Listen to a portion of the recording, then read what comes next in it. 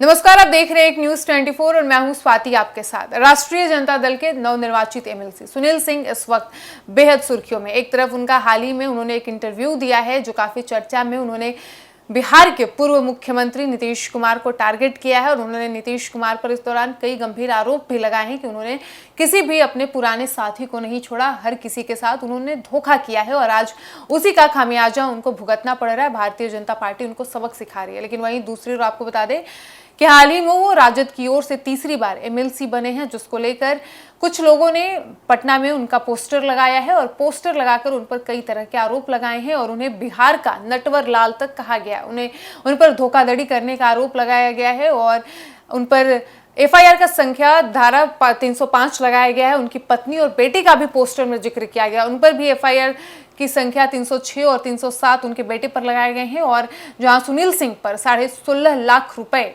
गबन करने का आरोप लगाया, उन पर आरोप लगाया कि उन्होंने यादव समाज की महिलाओं से 16.5 लाख रुपए गबन किए, उनसे ठगे हैं। तो वहीं उनकी पत्नी उन पर आरोप लगाया कि वो लगभग 23.5 लाख रुपए उन्होंने गबन किया है और उनके बेटे 4 लाख रुपए के आसपास उन्होंने धोखाधड़ी किया है। इस आरोप के बाद आपको बता दें कि अभी तक ये क्लियर नहीं हो पाया है कि ये पोस्टर आखिर किसने लगाया है। किसी व्यक्ति ने लगाया है या फिर किसी संगठन ने लगाया है या फिर किसी राजनीतिक दल ने एमएलसी सुनील सिंह के खिलाफ, जो कि राजद के नेता हैं और लालू परिवार के बेहद करीब हैं, उनके खिलाफ ये पोस्टर आखिर किसने लगाया।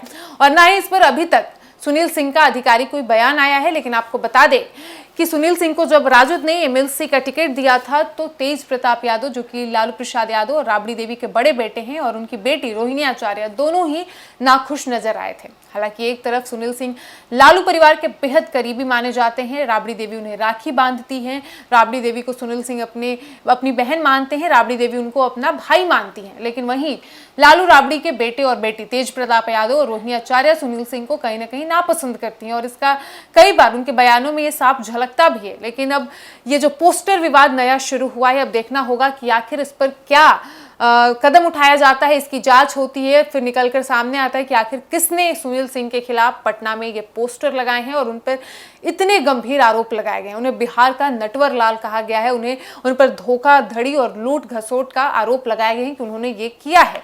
अब ऐसे में या तो भाजपा की ओर से कहा जा रहा है कि ये महागठबंधन के ही किसी व्यक्ति, किसी नेता का काम है, किसी पार्टी के कार्यकर्ता का काम है, और भाजपा ने यहां तक आरोप लगाया है कि इससे ये पता चलता है कि महागठबंधन में कितनी एकता है, कितनी एकजुटता है। उन्होंने कहा कि ये महागठबंधन के दिवालियापन और चरित्रहीनता का प्रतीक है, जिस तरीके से सुनील सिंह का पोस्टर लगाया गया है। लेकिन वही दूसरी ओर आपको बता दें कि हाल ही में सुनील सिंह ने एक इंटरव्यू दिया था जिसमें उन्होंने बिहार के पूर्व मुख्यमंत्री नीतीश कुमार को लेकर कई जवाब दिए, कई बातें कही उन्होंने और उन पर कई आरोप लगाए। उन्होंने कहा कि उन्होंने जॉर्ज फर्नांडिस हो या शरद यादव हो या फिर दिग्विजय सिंह, उन्होंने किसी को नहीं छोड़ा, सबके साथ उन्होंने ठगी की, सबके साथ उन्होंने वादा तोड़ा, सबका साथ छोड़ा बीच में, और यही वजह है कि आज उन्हें उसका किया हुआ मिल रहा है। भारतीय जनता पार्टी जो कहती थी कि 2030 तक नीतीश ही रहेंगे, उन्होंने नीतीश कुमार को फिनिश कर दिया है। उनकी ना सिर्फ मुख्यमंत्री की कुर्सी गई है, बल्कि कहीं ना कहीं बिहार की राजनीति में नीतीश कुमार की जो मजबूत पकड़ थी वो भी कमजोर हो चुकी है। हालांकि अब देखना सबसे ज्यादा दिलचस्प ये होगा कि ये पोस्टर वॉर और नीतीश कुमार के अगेंस्ट जो उन्होंने ये बयान दिया है उस पर क्या प्रतिक्रिया आती है भाजपा की ओर से, जदयू की ओर से। सुनील सिंह के इस आरोप का क्या जवाब पार्टी के नेता देते हैं, पार्टी के विधायक देते हैं, और साथ ही ये भी देखना होगा कि ये पोस्टर का जो मामला है, जो पोस्टर उनके खिलाफ लगाए गए हैं, और साथ ही उन्हें ये पोस्टर में आरोप ही नहीं लगाए गए बल्कि सुनील सिंह को शुभकामनाएं भी दी गई है। कई तरह के आरोप लगा के अंत में ये लिखा गया है कि आपको एमएलसी बनने की बहुत बहुत बधाई एवं शुभकामनाएं।